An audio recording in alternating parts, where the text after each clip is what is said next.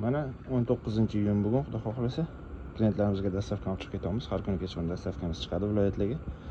Xo'sh. Super sovush zali bor klientimiz uchun. Polniy zapchastlar. Shlanka plankalari bilan shlankalarni yuvish uchun apparatlari ham bor ekan. Unaqa shotkali ham so'radilar.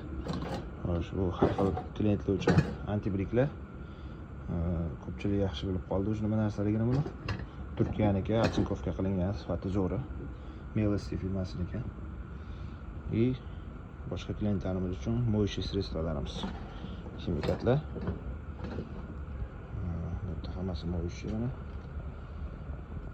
Mo'yshiy sredstvolarni to'g'ri ishlatgan odam hech qachon tozalik bilan muammosi bo'lmaydi, xudo xolasa. Yaxshisini to'g'ri ishlatish kerak. Sizlarga ham shunaqa narsalar kerak bo'lsa, bemalol Robiya Gradtekka murojaat qilsanglar bo'ladi.